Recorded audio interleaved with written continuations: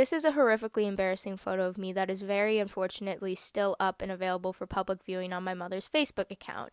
And it's not just embarrassing because of that hot pink fedora. I loved museums. I must have dragged my family to 5 of them in every city we visited. And for what? Let's be real, I had no idea what I was looking at here. I can absolutely assure you, this was the only thing going through my mind looking at this Moai object. Dum-dum.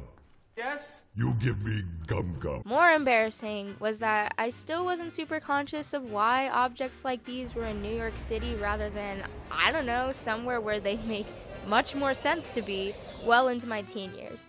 So it's safe to say that walking into anthropology, barely even knowing what anthropology itself was kind of like walking straight into the void. But as soon as I started dipping my toes into the course, I quickly began to connect the dots to things I'd already learned in my world and US history classes. The message was all too familiar. Caucasians Caucasianing, and doing things that they really don't, or at least shouldn't have the right to do.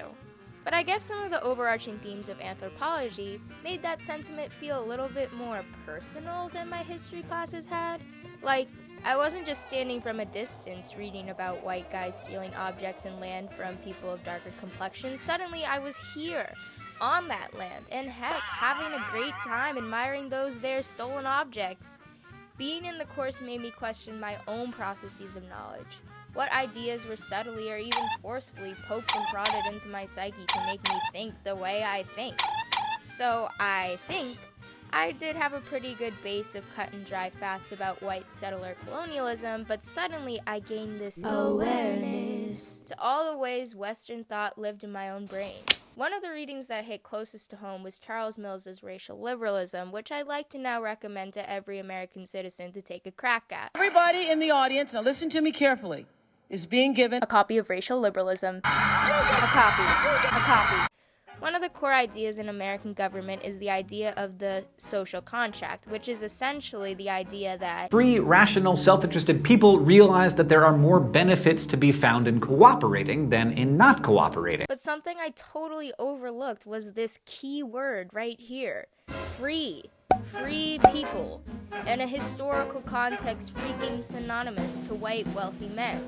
Core values of our country are based on concepts exclusive to white people, and I can't believe I had to wait until I met genius philosopher Charles Mills to realize this. Seeing how all these ideas that are rooted in white supremacy are so deeply ingrained in our society really made me question how any moderately educated person could possibly believe that systemic racism isn't an active thing in modern America.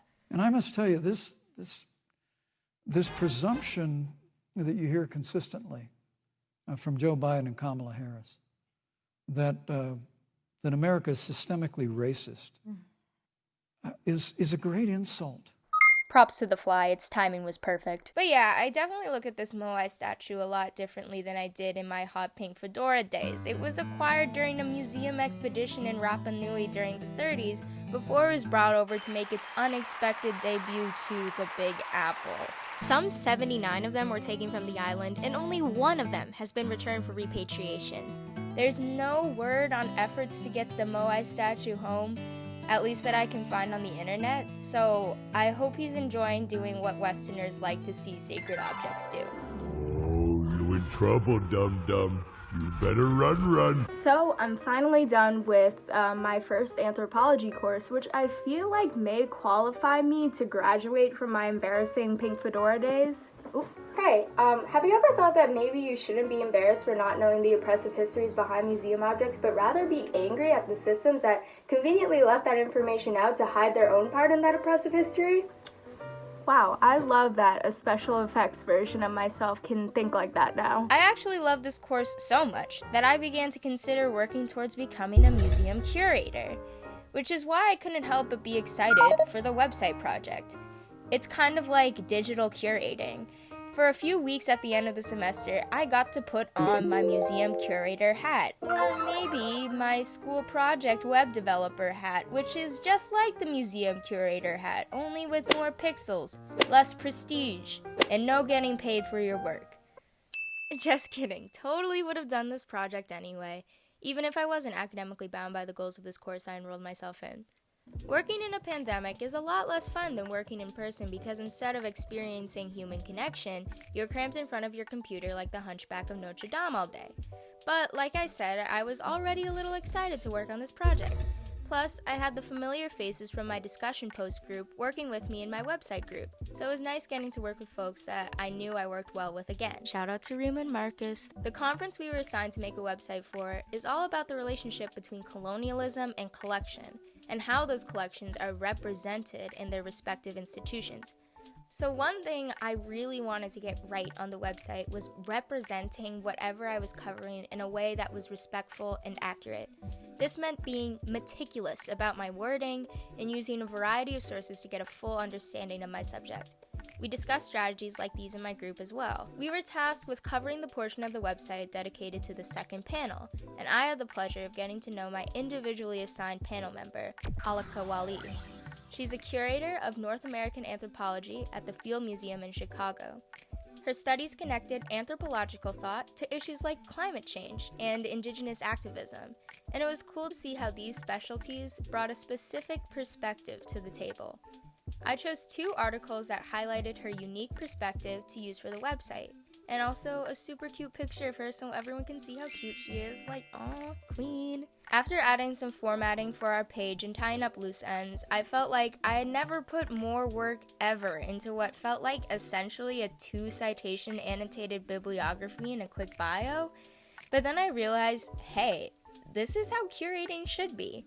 The process should be methodical, considerate, because the subject matter is important and any humans involved deserve respectful representation. Geez, this school project web developer hat ain't half bad. All in all, huge props to the design team because the website really does look awesome and professional, and I think it does the subject matter justice. I took on this project with a newfound work ethic consciousness that I think I could even tap into in my other humanities classes. I have this whole new mode of thought about power dynamics and human interactions that makes all my studies on any person ever feel a lot more important. But you know, as much as I'd like to keep talking to you about how truly grateful I am to have learned so much in one single online semester, all these hours I've spent staring at my computer, not just for this project, but the entire semester, are starting to make my brain melt into my skull. So, in the spirit of the holiday season and self-love, I'm gonna go ahead and shut the laptop. Thank you.